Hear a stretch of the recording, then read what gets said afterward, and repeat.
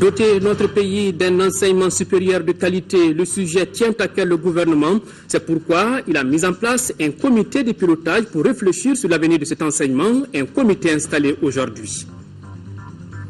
La chronique santé du jour nous parle de la fracture du col du fémur, considérée comme plus fréquente chez les personnes âgées au Mali. Elle est de plus en plus visible chez les jeunes et pour cause les accidents de la route. Mesdames, Messieurs, bonsoir et bienvenue dans cette édition de 20h. Carnet d'audience du président de la République, Ibrahim Boubacar Keïta, s'est entretenu cet après-midi avec le haut représentant spécial pour le Mali et le Sahel, Didier Barberat, est venu échanger avec le président Ibeka sur la situation sécuritaire au Mali et les stratégies à mener pour instaurer la paix dans la bande sahélo-saharienne. Le président de la République a également accordé une audience à une délégation de la CEDEAO et de l'aménagement. Les sujets abordés ont trait à la sécurité et au renforcement du dispositif de l'aménagement. Nous y reviendrons au cours de ce journal avec notre reporter Bourama Traoré. Cela dit, c'est ce jeudi que s'ouvre à Addis Abeba en Éthiopie le 22e sommet des chefs d'État et de gouvernement de l'Union africaine. Le thème retenu est transformer l'agriculture africaine, saisir les opportunités pour une croissance inclusive et un développement durable. Le président de la République, Ibrahim Boubacar Keïta, prendra part aux travaux de ce 22e sommet. Aouï Touré nous parle déjà des enjeux de cette rencontre. Ce 22e sommet des chefs d'État et de gouvernement sera beaucoup plus un sommet centré sur l'économie. L'année 2014 a été déclarée par l'Union africaine année de l'agriculture et de la sécurité alimentaire. Cette décision, selon la réunion des experts qui a bouclé ces travaux, donnera la possibilité aux États africains de dire à haute voix les dysfonctionnements qui plombent la performance économique, de même les efforts de l'Afrique dans la lutte contre la famine. Le continent africain, faut-il le rappeler, s'emploie tant bien que mal à assurer sa sécurité alimentaire au moment où, paradoxalement, le nombre de populations malnutries et affamées va crescendo. Donc, le choix du thème « Transformer l'agriculture en Afrique, saisir les opportunités pour une croissance inclusive et un développement durable » est plus que d'actualité. Chaque année, 15 milliards de dollars de subventions sont injectés dans la filière agricole. Mais la productivité agricole reste faible, voire insuffisante. À cet effet, aux experts d'expliquer que sans transformation de l'agriculture, la croissance de la filière ne pourra pas être soutenue et son impact sur la réduction de la pauvreté ne pourra pas non plus être garanti. Ibrahim Boubacar Keïta, pour une première participation à un sommet de l'Union africaine en tant que président de la République, ne manquera pas de marteler devant ses pairs que les politiques agricoles doivent être adaptées, maîtrisées pour bannir la famine sur le continent et ramener le fléau au degré zéro. Je vous le disais en titre, une société de progrès doit se doter d'un enseignement supérieur de qualité capable de répondre aux défis de l'heure. C'est la conviction du gouvernement malien qui a mis sur pied un comité de pilotage qui doit réfléchir sur l'avenir de l'enseignement supérieur au Mali. L'activité s'est déroulée aujourd'hui à la primature, compte rendu à Husseini Touré. C'est le professeur Abdelkarim Koumari qui préside aux destinées du comité de pilotage de la concertation nationale sur l'avenir de l'enseignement supérieur. Il est entouré d'éminentes personnalités du monde du savoir, professeurs d'enseignement supérieur, chercheurs et autres journalistes. Ils ont le lourd défi de sortir notre enseignement supérieur des sentiers battus. Actuellement, le défi est énorme. Nous avons une pléthore d'étudiants, une insuffisance d'enseignants, une insuffisance de ressources matérielles, mais nous devons produire avec ces moyens des gens capables de répondre aux besoins de la population malienne. Avant de les renvoyer à leurs fonctions, le chef du gouvernement a tenu à préciser le rôle dévolu à cette structure dans un pays où l'enseignement supérieur est en crise. Ce dont il s'agit, c'est de créer les conditions pour que advienne un jour dans ce pays un avenir meilleur. Les hommes et les femmes qui auront la charge de ce travail, d'une façon ou d'une autre, passeront entre vos mains ou entre les mains de vos successeurs. Aujourd'hui, l'enseignement supérieur est en crise. C'est manifeste. Le défi du nombre n'a pas été relevé. Le défi de la qualité, on a souffert. Le président de la République, moi-même, considérons que c'est l'intelligence qu'il nous faut convoquer. Comment? Par quels outils? C'est la tâche qui vous est confiée. Dans une perspective qui soit inclusive. Le chef du gouvernement a également assuré le comité du soutien de l'ensemble du gouvernement et du chef de l'État. Vous avez en tout cas tous les encouragements du gouvernement. Nous assisterons, comme il se doit, de façon à être demain au rendez-vous d'une moisson de qualité. Je vous assure de la disponibilité également de l'ensemble des membres du gouvernement pour que le résultat soit à hauteur de souhait. Le comité de pilotage de la concertation nationale sur l'avenir de l'enseignement supérieur compte se mettre immédiatement à la tâche. Le président de l'Assemblée nationale a reçu aujourd'hui en audience le représentant spécial de la commission de la CEDEAO au Mali. Il a félicité le président pour son élection à la tête de l'institution. Au cours des échanges, il a été question du renouvellement de la culture démocratique, du rôle du Parlement dans le fonctionnement de la CEDEAO au Mali. Aboudou Touré, Chaka, à sa sortie d'audience au micro de Rachel Tessougué. J'ai pris cette opportunité pour venir rendre une visite de courtoisie à Monsieur le Président de l'Assemblée nationale. D'abord pour lui présenter, au nom du Président de la Commission de la CEDEAO, nos vœux de santé, de bonheur et de paix surtout pour le pays. Car comme vous le savez, après tout ce que nous avons connu à travers cette crise, nous pensons que le renouvellement de la culture démocratique est une exigence aujourd'hui, pour que la pratique démocratique puisse se dérouler de manière plus efficace et plus efficiente. Et dans ce processus, l'Assemblée nationale a un rôle extrêmement important.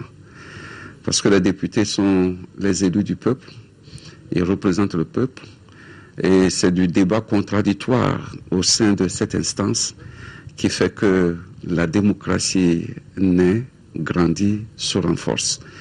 Mais nous avons pu rassurer aussi le président de la disponibilité de la CEDEAO à accompagner toujours le peuple malien comme il a fait jusqu'ici. La CEDEAO est en train d'amorcer le dernier tournant pour une intégration économique réelle et aussi pour l'avancement vers une monnaie unique. De nouveaux textes sont en cours pour que le Parlement de la CEDEAO cesse d'être un organe consultatif pour devenir un organe proactif. À l'Assemblée nationale, le président de l'institution porte à la connaissance des honorables députés que la séance plénière ouverte le mercredi 22 janvier 2014 se poursuit le mardi 28 janvier et jour suivant s'il y a lieu à partir de 10h dans la salle Modibo Keïta. L'ordre du jour porte sur l'examen et l'adoption du règlement intérieur. Le président s'est compté sur la présence effective des honorables députés. La séance est publique. Le ministère de l'économie et des finances a tenu aujourd'hui l'atelier préparatoire de la 12e réunion internationale de suivi de la conférence de Bruxelles. L'objectif est d'affiner la rencontre de Bruxelles prévue le 5 février prochain. Moussa Fani. Le ministère de l'économie et des finances a initié cet atelier préparatoire pour faire le point des prévisions de décaissement. Il s'agissait aussi de faire l'état de la mise en œuvre des engagements pris par le Mali et ses partenaires, entre autres. Pour l'instant, selon le calendrier qui a été fixé, les choses vont plutôt bien en termes de décaissement, mais en termes de mobilisation des ressources. Nous avons aujourd'hui mobilisé des ressources importantes qui sont disponibles et qui ont été en tout cas engagées au niveau des bailleurs de fonds avec lesquels nous travaillons. Donc c'est un niveau quand même qui est suffisamment élevé. Nous allons adresser lors des conclusions le statut-là à la suite de la réunion de Bruxelles le 5 février. Les autorités maliennes souhaitent atteindre des résultats probants au 31 décembre 2014 pour une relance économique durable au Mali. Nous sommes dans un processus de mobilisation des ressources. Donc il y a des attentes de part et d'autre du côté du gouvernement, mais également du côté des partenaires techniques et financiers. Et nous travaillons main à la main pour accélérer le processus de décaissement et voilà donc et présenter donc des projets pour pouvoir mobiliser ces ressources-là. Donc nos attentes c'est vraiment d'aller au plus vite dans la mobilisation de ces ressources-là, le décaissement de ces ressources-là pour qu'on puisse faire face en tout cas aux attentes des Maliens dans les différents projets qui sont menés par le gouvernement. Il faut rappeler que lors de la conférence internationale de Bruxelles intitulée « Ensemble pour le renouveau du Mali », les partenaires techniques et financiers se sont engagés à appuyer notre pays à plus de 3 milliards d'euros. Un fonds qui sera destiné à la relance de l'économie, la consolidation de la paix et la sécurité. La validation des recommandations de cet atelier est prévue pour le jeudi prochain. Annoncé à l'instant, mais cette fois-ci en image, carnet d'audience du président de la République, Ibrahim Boubacar Keïta, s'est entretenu cet après-midi avec le haut représentant spécial pour le Mali et le Sahel, Didier Beberbat, est venu échanger avec le président Ibeka sur la situation sécuritaire au Mali et les stratégies à mener pour instaurer la paix dans la bande sahélo-saharienne. Le président de la République a également accordé une audience à une délégation de la CEDEAO et de la MINUSMA. Les sujets abordés ont trait à la sécurité et au renforcement du dispositif de la MINUSMA. Bourama Traoré.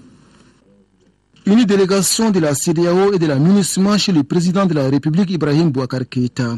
L'évolution de la situation sécuritaire au Mali et les futures négociations avec les groupes armés au cœur des échanges. Pour la CEDEAO et la MINUSMA, il existe une parfaite entente avec les autorités maliennes sur les différents dossiers. Le président a réaffirmé sa volonté de voir la CEDEAO poursuivre son action de médiation, mais les autres pays doivent apporter aussi leur contribution et je pense que c'est ce qui est essentiel. Du reste, nous sommes revenus à l'accord de Ouaga pour souligner le fait qu'il s'agissait d'un accord préliminaire qui préparait à un accord plus global qui doit commencer avec les pourparlers inclusifs. Et le président nous a dit qu'il était prêt à mettre tout en jeu pour que tout ceci se fasse avec tous les Maliens de bonne volonté, avec l'appui des partenaires pour que nous aboutissions à des solutions durables. Et il a beaucoup insisté sur le fait que, quels que soient les engagements à prendre, c'est bien au Mali ici que ces engagements vont être pris. Nous avons surtout partagé ensemble la nécessité que ce soit le gouvernement qui pilote tout ce qui va se passer et que la communauté internationale ne viendra qu'en appui. Et je pense que ceci est extrêmement important et c'est pour ça que nous attendons les initiatives qui sont prises du côté du gouvernement pour voir à peu près notre partition en accompagnement au Mali. J'ai informé le président de la République sur une visite du Conseil de sécurité qui est très intéressé de soutenir le processus de paix à Mali, qui ont renforcé le déploiement de MINUSMA. J'ai informé le président du renforcement de nos troupes chinois, néerlandais et des autres pays au nord, ce qui était important pour notre partenariat avec le Mali. Le président a pris beaucoup d'initiatives. On va les soutenir là-dessus. Auparavant, le chef de l'État avait reçu en audience le haut représentant spécial pour le Mali et le Sahel. Principal sujet de discussion, la sécurisation et la stabilisation de la bande sahélo-saharienne. Un grand espace où sévissent le banditisme, le trafic d'armes, de drogue et les activités de terrorisme. Le Suisse Didier Berbera entend travailler avec les autorités maliennes en vue d'instaurer une paix définitive dans le Sahel. Un combat essentiel pour la sécurité mondiale. À sa sortie d'audience, le haut représentant spécial pour le Mali et le Sahel n'a pas souhaité s'exprimer. Le ministre des Domaines de l'État et des Affaires foncières informe les détenteurs d'arrêts portant autorisation d'occupation temporaire des parcelles de terrain sises dans la zone aéroportuaire de Bamako-Sénou, délivrées entre le 1er janvier et le 4 septembre 2013, que les 10 arrêts sont annulés suite aux irrégularités constatées dans leur délivrance.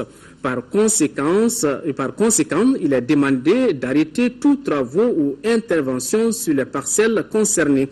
Le ministre sait compter sur la bonne compréhension de tous.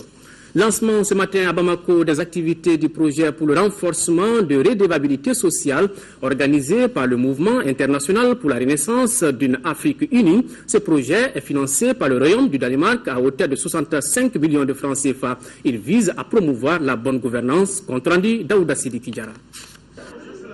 Faire de la redevabilité sociale une réalité au Mali, tel est le vœu de certains acteurs de la société civile, notamment la jeunesse.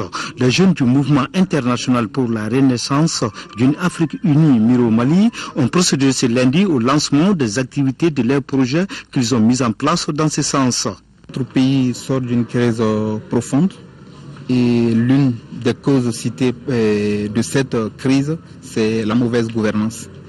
Alors, vu cet état de fait, nous, on s'est dit, est-ce qu'il ne faut pas mettre un projet qui permettra aux autorités de rendre compte aux citoyens, comme son nom le dit, la redevabilité sociale. Ce projet dure 12 mois et est financé par le Royaume du Danemark à hauteur de 65 millions de francs CFA. Il vise l'amélioration des pratiques de la redevabilité sociale en renforçant les capacités des acteurs de la société civile, des élus et des agents de l'État. Pour l'ambassadeur du Danemark, Anders Garli Andersen, le principe de la redevabilité a des exigences.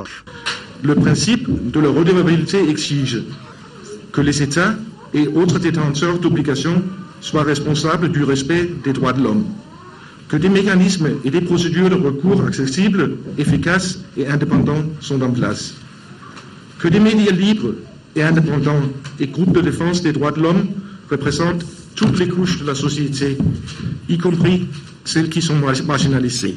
Pour atteindre des résultats escomptés, les acteurs concernés doivent s'approprier le projet. C'est là pour une mise en œuvre satisfaisante des activités prévues. Que la jeunesse intérieure prenne conscience. La cérémonie de lancement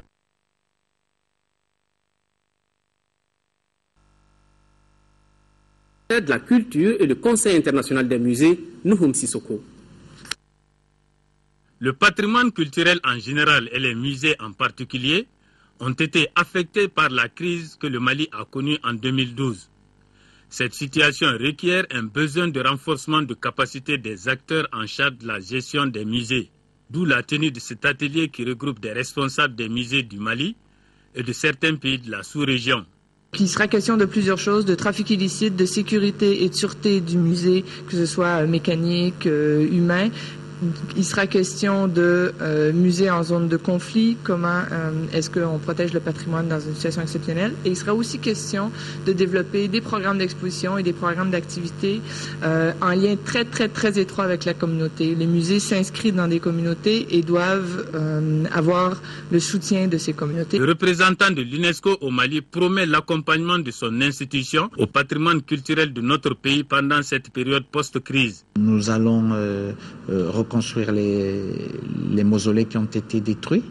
Nous allons réhabiliter les bibliothèques de manuscrits qui ont également souffert. Certains ont été terriblement endommagés après l'attentat du 28 septembre. Pour le ministre de la Culture, nos institutions culturelles doivent se doter de plans de gestion de crise. Selon lui, les musées peuvent aussi servir de levier dans la quête de la cohésion sociale. J'attache un prix à ce que votre atelier dessine des orientations claires qui permettront à nos musées d'être des acteurs dans le processus de réconciliation nationale que le gouvernement met en place. Car je suis convaincu du rôle déterminant que la culture peut jouer dans ce processus de dialogue. Prennent part à cet atelier les responsables de musées et des services du patrimoine du Mali, ainsi que les directeurs des musées du Niger, du Burkina Faso, du Togo, du Bénin, de la Côte d'Ivoire, du Sénégal et de la Mauritanie.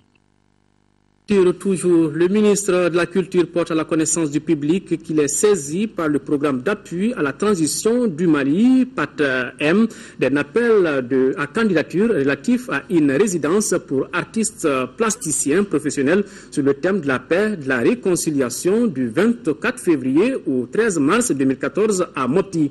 Cette résidence est ouverte à tous les artistes professionnels maliens de toutes les régions évoluant dans les arts plastiques, poterie, peinture, sculpture, maroquinerie, cordonnier, etc. Les candidatures des femmes, donc, ainsi que les personnes déplacées et les réfugiés maliens sont particulièrement encouragées. La période de candidature est du 20 janvier au 5 février. 26 candidatures seront retenues à l'issue d'un processus de sélection. Pour plus d'informations, vous pouvez visiter le site web www.pat-mali.com. culture encore, mais cette fois-ci avec l'armée. Les forces armées maliennes, en compagnie d'une mission autrichienne, s'engagent à Tombouctou dans la protection des biens culturels en zone de conflit. Selon les conventions internationales, la destruction des biens culturels est considérée comme un crime de guerre. Les officiers de l'armée, de la gendarmerie, de la police, de la garde nationale et ceux de la protection civile ont suivi une formation sur le patrimoine culturel. Suivez ce reportage de Adama Djimde. La protection des biens culturels dans les zones de conflit est plus qu'une nécessité, car la destruction des sites classés patrimoine de l'UNESCO est un crime de guerre.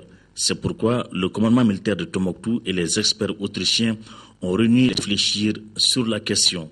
Les biens culturels vraiment représentent l'identité, pas d'un pays, d'un peuple, de la région. Et c'est pour ça, naturellement, la protection des biens culturels, on protège l'identité. Et ça, c'est spécialement quand il y a un conflit qui met l'identité en danger. Ça, c'est un des plus importances dans un conflit. Côté forces armées maliennes, les mesures ont été déjà prises pour sensibiliser les soldats. Il y a eu la confection de ce qu'on appelle le passeport du patrimoine, où il y avait les coordonnées de tous les biens matériels classés patrimoine national et international dans la zone de Tombouctou. Avec la sensibilisation, donc on a pu vraiment mener notre opération jusqu'à la date d'aujourd'hui sans destruction des biens culturels. Cette rencontre a été mise à profit pour expliquer la mission du musée des armées. Tous les militaires, les officiers qui vont en formation à Koulikoro, généralement le musée des armées est programmé comme visite. Donc ça c'est une façon. Et aussi le musée des armées a participé à la confection du passeport sur le patrimoine dont parlait tout de suite le colonel. Sur le terrain, les hommes ont visité les bâtiments qui ont essuyé des tirs pendant l'attaque de l'hôtel de la Colombe la nuit du 31 mars 2013. Les tirs ont duré toute la nuit et la mi-journée sans qu'aucune balle n'atteigne la mosquée de Djingareber située à 20 mètres de là. C'est ce qu'on appelle la sauvegarde du patrimoine culturel, même en période de guerre. Le ministre de la Défense et des Forces armées de la République du Sénégal est en visite au Mali où il a rencontré son homologue malien. Augustin Tine est venu rencontrer le commandement des troupes sénégalaises présentes au Mali. Dans le cadre de la MINUSMA, il s'agit pour le ministre de voir les conditions de vie et de travail de la troupe. Le visiteur est satisfait du travail déployé par ces hommes et compte augmenter le nombre de la troupe sénégalaise à Gali Agagissa. La coopération entre le Mali et le Sénégal est vieille de plusieurs décennies. Et l'envoi de plus de 850 militaires sénégalais pour la reconquête des régions du Nord et la stabilité au Mali dans le cadre de la MINUSMA concrétise bien cela. Le ministre sénégalais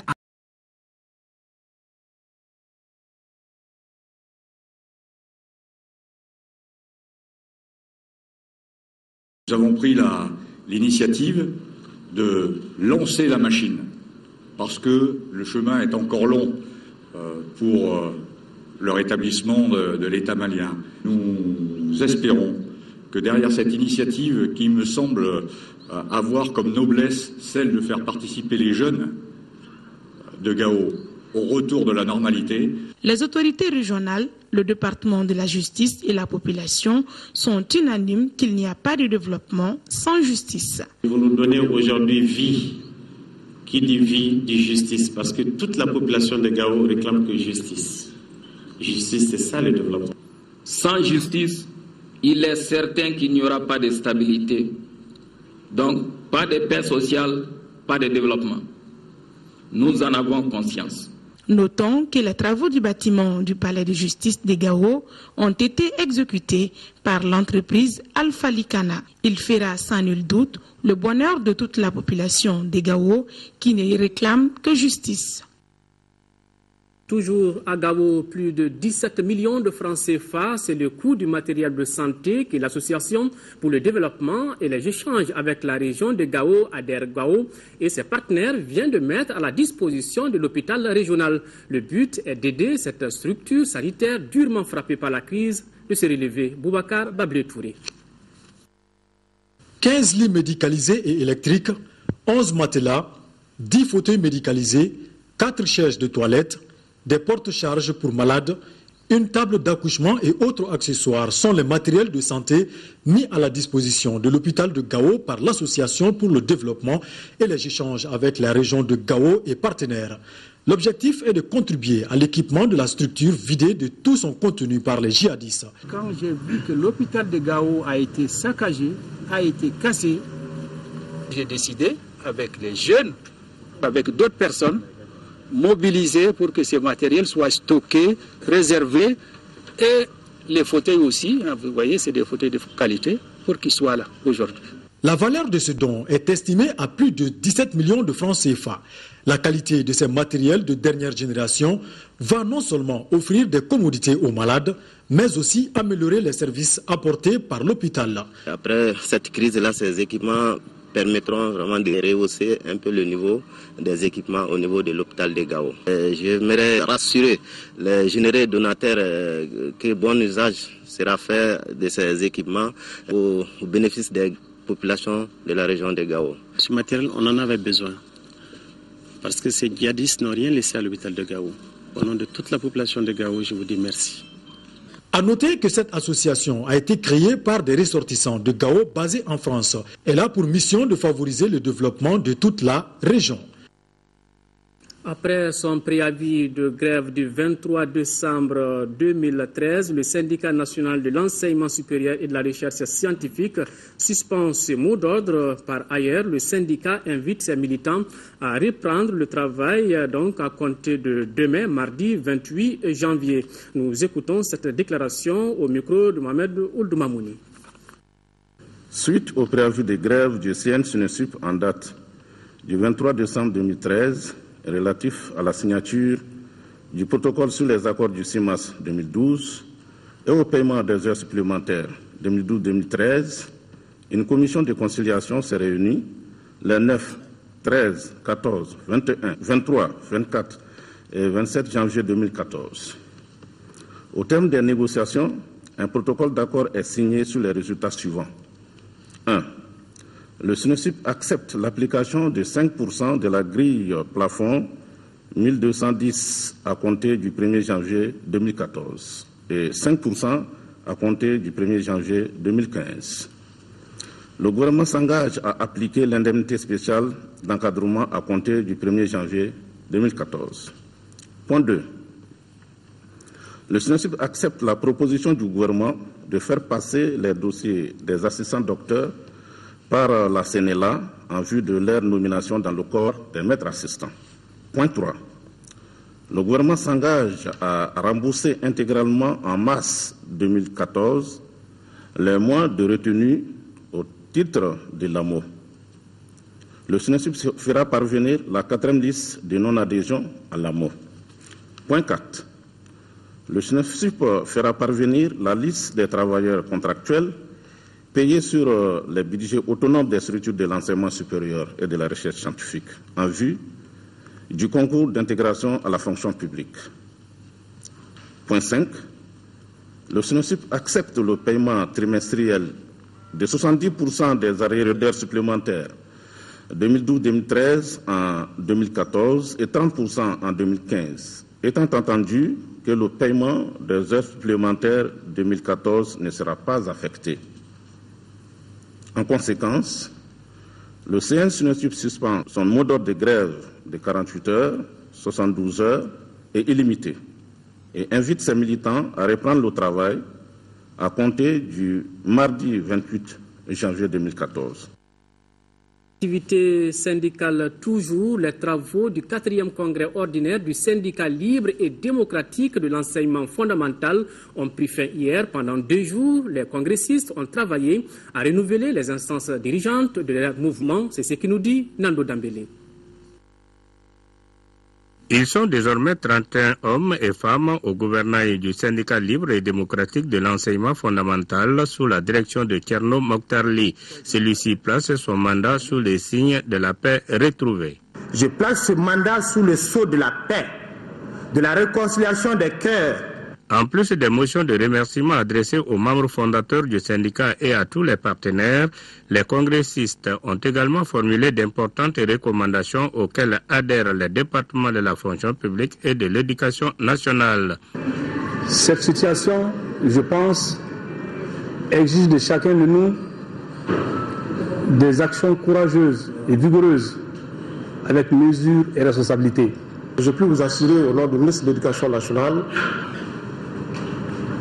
et au nom de l'ensemble des membres du gouvernement que nous ne ménageons aucun effort pour que davantage les conditions de vie et de travail du personnel enseignant soient améliorées. Le nouveau bureau du SILDEF est assisté par une commission nationale de contrôle de 5 membres. Le nouveau gouverneur du district de Bamako, Adi Traoré, a officiellement pris fonction ce matin au cours d'une cérémonie de passation de service avec son prédécesseur, Georges Togo. Le gouverneur sortant a saisi cette occasion pour remercier ses anciens collaborateurs pour l'appui, l'engagement et la compréhension dont il a bénéficié. Il a souhaité que son successeur puisse bénéficier des mêmes dispositions pour le plus grand bonheur de l'administration malienne. Quant au gouverneur rentrant, il a dit mesurer l'importance de la mission qui vient de lui être confiée.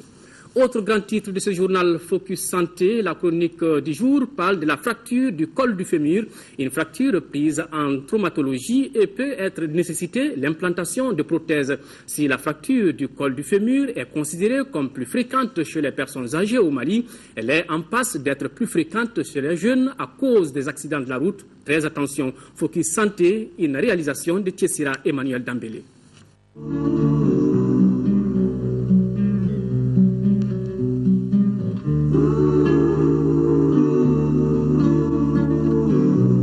Le col du fémur, c'est ce qu'on pourrait appeler la tête supérieure de l'os de la cuisse. Relativement plus fragile que le reste du squelette, même en temps normal, le col du fémur peut se casser en cas de traumatisme.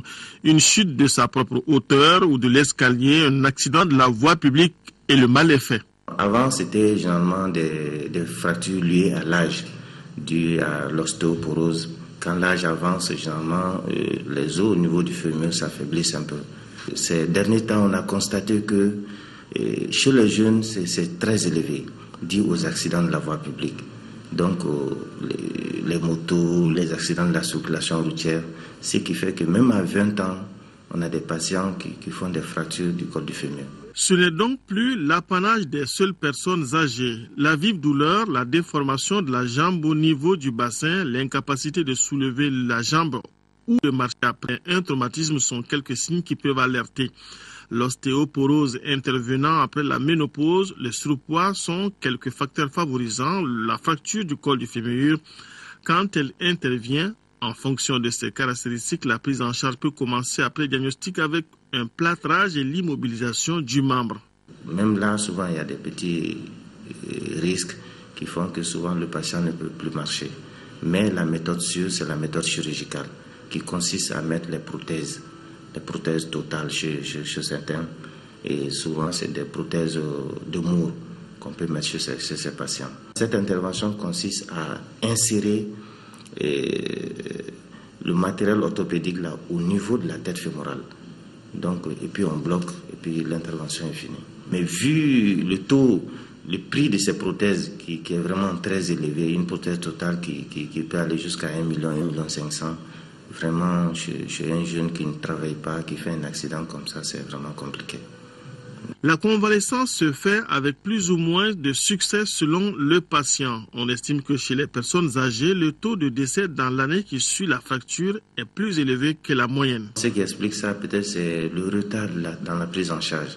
Parce que généralement, quand il y a ces fractures, les patients tentent d'abord, comme première intention, le traitement traditionnel. Et ce qui fait qu'ils partent chez le tradithérapeute. Et généralement, la moitié des vieux qui arrivent, ils viennent avec des complications, avec des calvicieux qui sont déjà formés. Mais le plus important, c'est la précocité dans la prise en charge de ces fractures. Éviter le surpoids, ne pas faire habiter les personnes âgées à l'étage et en cas de doute après un traumatisme, consulter immédiatement un spécialiste sont quelques conseils. Mais on pourrait aussi surveiller le risque d'ostéoporose élevé chez les femmes et la traiter si elle est déjà installée.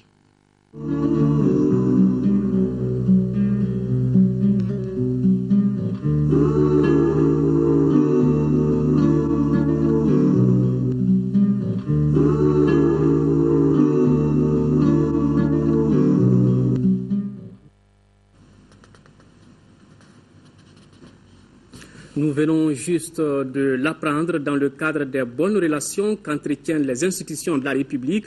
Le Premier ministre Oumar Tatamli s'est rendu en début de soirée au domicile de son aîné et tout nouveau président de l'Assemblée nationale, Ishaka Sidibé, pour une visite de courtoisie. L'occasion pour le chef du gouvernement de féliciter chaleureusement le président Sidibé pour sa brillante élection à la tête de l'Assemblée nationale et en même temps de lui réaffirmer toute la disponibilité du gouvernement à collaborer le plus étroitement possible avec les représentants de la nation dans la définition de la mise en œuvre des objectifs de développement du Mali conformément à la vision du président de la République, Ibrahim Boubacar Keïta. Enfin, le Premier ministre a transmis à travers le président de l'Assemblée nationale les vœux du gouvernement à l'ensemble des élus de la nation dans l'accomplissement de la noble et exaltante mission à eux confiée au sein de l'hémicycle.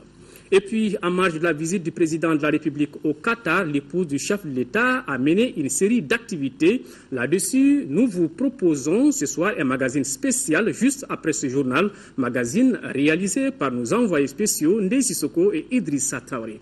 Voilà, c'est la fin de cette édition. Au nom de l'ensemble de la rédaction, merci de votre aimable attention. S'il plaît à Dieu, je vous donne rendez-vous demain pour les éditions du soir. Mais avant, vous avez rendez-vous avec Kadiatou Kone à 10h et 13h. Au revoir et qu'Allah bénisse le Mali.